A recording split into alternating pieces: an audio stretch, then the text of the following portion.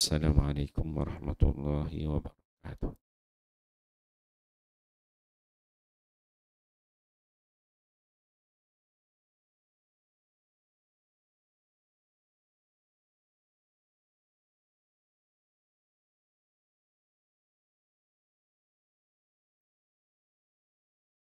Bab ikhlas, mengelakkan sifat riak.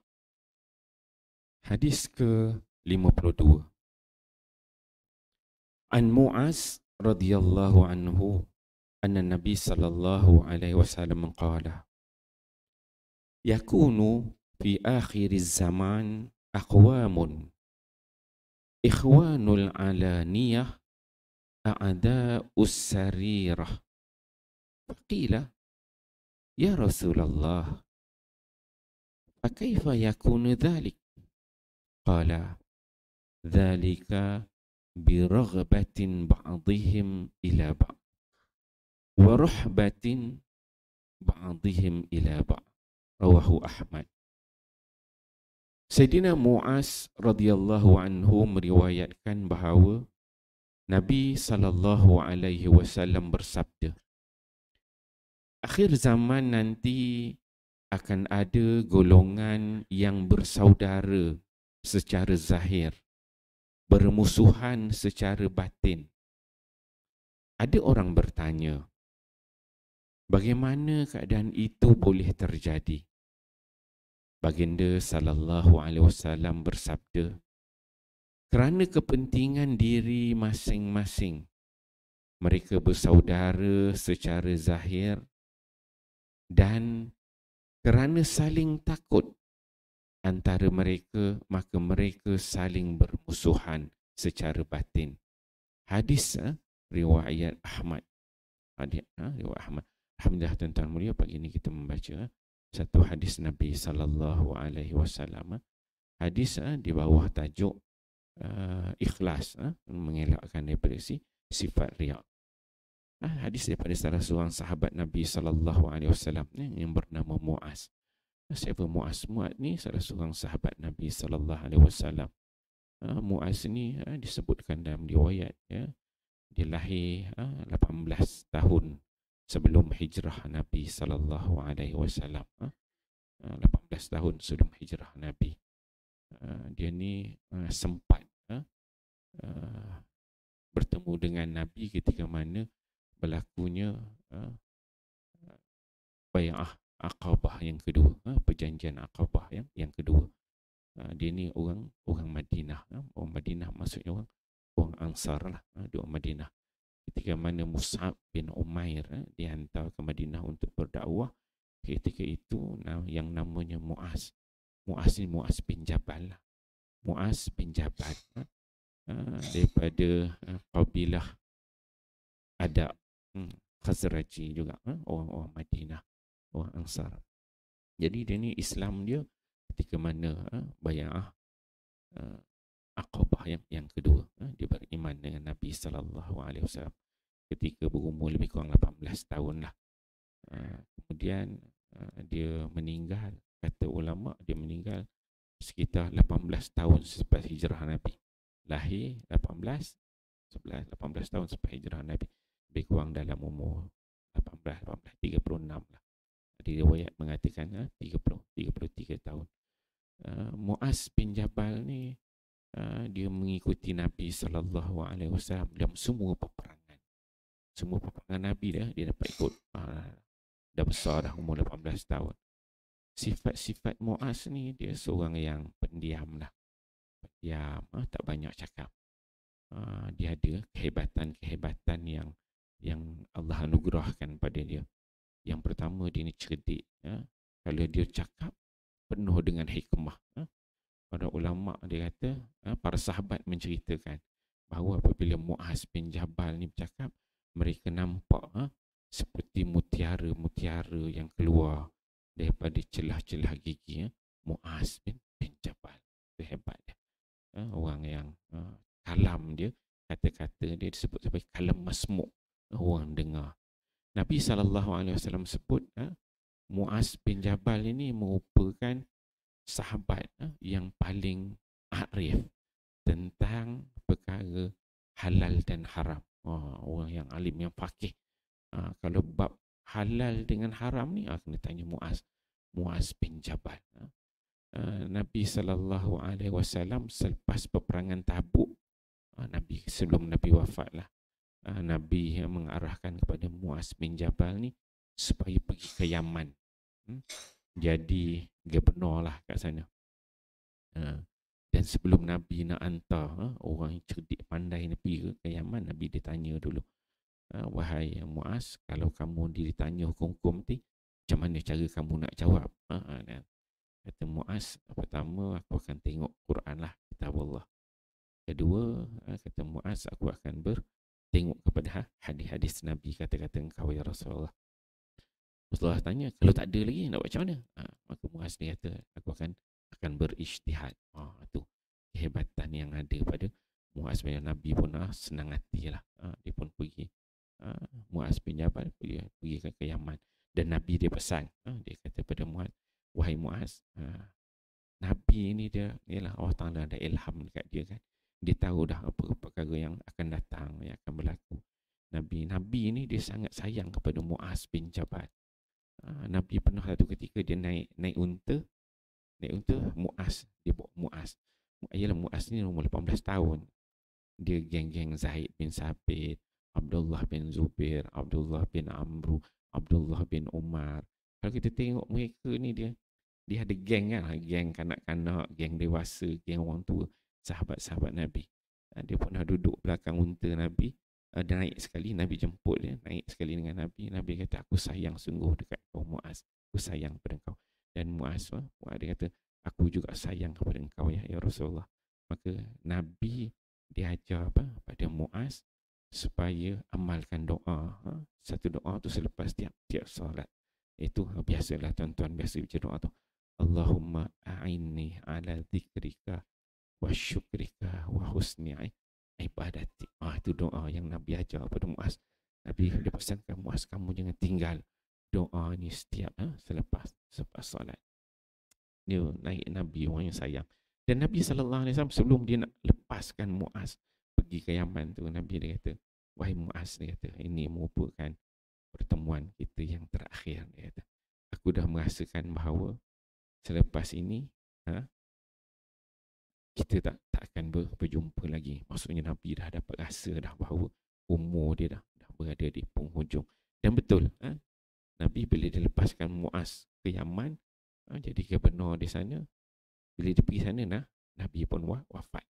Wafatnya dia Muaz, memang dia tak sempat jumpa. Muaz bila dia dengar Nabi SAW cakap itu, dia menangis. Sebab dia tahu dia ni hantar delegasi kan. Jadi dia tak sempat dah jumpa dengan Nabi. Dan dia tahu kalau dia balik lepas ni, Nabi dah tak ada. Allahu Rabbi ya tuan-tuan. Kalaulah kita berada pada tempat Muaz tu, yang duduk dengan Nabi, yang Nabi kata, aku sayang kau wahai Muaz. Kita ni tak tahu Nabi sayang kita tidak kan. Tapi Muaz ni, Nabi sendiri cakap, Muaz, aku sayang kau wahai Muaz. Muaz pula jawab, aku juga sayang kau Rasulullah. Ajar pula doa tu, Allah Rabbi. Kalau kita tengok kehidupan para sahabat ni dengan Nabi tu, kalau kita meletakkan diri kita pada tempat mereka, feel itu lain. Terasa lah dalam diri kita. Masa banyaklah kisah tentang Muaz ni. Masa dia sampai je dekat Yaman, dia ni alim, orang yang faqih tentang halal haram. Dia jumpa Abu Musa kat situ. Adalah orang Islam dah kat sana kan. Ketika itu Abu Musa dekat dalam kalangan dia tu, dia tanya, siapa sebelah kau ni? Orang Yahudi. Dia kata dia ni dulu pernah Islam, lepas tu dia keluar daripada Islam. Muaz terus, dia khalifah, keluar arahan, suruh bertaubat, bagi masa. Tiba-tiba Yahudi tu tak nak bertaubat, dia murtad kan, hukum pancung bunuh. Memang dia seorang yang tegas lah. Dia tahu halal dan haram. Masa zaman Nabi mati, zaman Abu Bakar As-Siddiq, dia balik ke Yaman. Ada satu kisah tu, satu ketika tu Umar Al-Khattab, dia tahulah Muaz bin Jabal ni orang hebat. Bila duduk lama dekat perantauan, ialah orang appreciate dia. Jadi banyak dia jadi orang macam kaya sikit lah. Berharta sikit jika dibandingkan dengan sahabat-sahabat yang lain. Jadi, tapi Muaz bin Jabal ni dia tahu benda yang dia dapat adalah hak milik dia lah. Bukan dia duk ambil harta orang. Satu ketika, Umar Al-Khattab, dia pergi jumpa dengan, masa tu zaman Khalifah Abu Bakar As-Siddiq. Dia jumpa dengan Abu Bakar. Dia kata, wahai Abu Bakar, aku tengok Muaz bin Jabal ni dah macam kaya sikit lah. Banyak harta, dia kata. Jadi aku duduk cadang separuh harta ni kita ambil lah. Letak kat Baitul Mal kan. Serahkan pada kerajaan. Tapi benda tu hak Muaz bin Jabal. Abu Bakar bila dia dengar tu, dia tak komen lagi. Dia biar. Dia diam aja. Umar pun balik. Bila dia balik, Umar ni jenis orang tegas kan.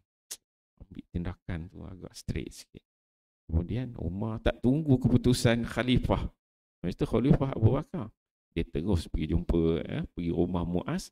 Bincang, wahai Muaz, dia kata aku nampak kau ni reta banyak lah daripada orang lain. Nampak kaya sikit. Separuh harta tu serahlah pada kerajaan Baitul Mal Islam. Muaz ni dia cerdik, pandai. Setiap apa yang Umar cakap berhujah dengan dia tu. Tak. Ni harta ni aku dapat, ini hasil ni. Yang ni aku buat ini hak aku gini, ni Allah Ta'ala bagi gini. Yang ni jadi memang milik aku. Kata Muaz. Cerdik, pandai. Kemudian Umar pun mati kutu. Dengan Muaz. Jangan main tau. Hebat Muaz tu. Standard Umar pun mati kutu. Umar pun kata, tak apalah. Umar pun dia balik. Cannot go lah. Cannot go, kena back lah. Dia pun balik. Bila dia balik, malam tu Muaz bin Jabal dia mimpi. Dia mimpi, dia kata, aku termasuk dalam satu kolam. Dalam satu kolam yang air dia penuh. Penuh air. Dan aku berada di tengah-tengah kolam itu. Aku hampir-hampir lemas. Dah rasa macam nak lemas dalam kolam tu. Jadi bila dia tersedar daripada mimpi dia tu, terus dia bangkit. Terus pergi jumpa Sayyidina Umar Al-Khattab. Sambil dia menangis-nangis. Menangis. Jumpa Umar, ambil peluk terus. Peluk dia tu, wahai Umar, betul lah. Apa yang kamu minta semalam tu. Bukan salah pun, memang harta dia. Apa yang kamu cadangkan semalam tu memang benda yang baik. Dia ceritalah mana tadi aku mimpi masuk dalam kolam. Semua macam dah nak tenggelam, semua risau. Jadi tuan-tuan kalau ada mimpi masuk kolam ni berhati-hati kan. Tengok duit-duit kita tu kan, mana yang ada boleh sedekah atau sedekah lah kan. Kalau masuk kolam lah kan. Ini spirit cerita Muaz bin Jabal ni. Jadi jumpa Umar, dia pun cakap, ya Umar, terima kasih sangatlah.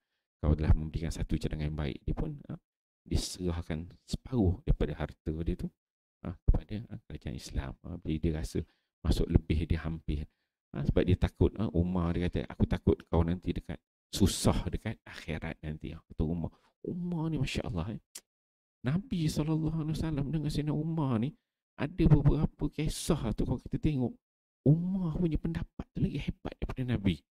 Umar punya pandangan, Allah Ta'ala setuju dengan pandangan Umar.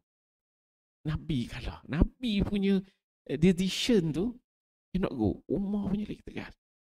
Perang Badar punya pengetahuan banyaklah hebatnya Umar. So, Umar tu disebut Umar Al-Faruq. Al-Faruq ni maksudnya yang membezakan. Dia ni mampu, ada kebolehan membezakan di antara yang betul dengan yang salah, yang hak betul. Ialah dia lalu, syaitan pun lari kan. Hebat, bukan macam kita kan.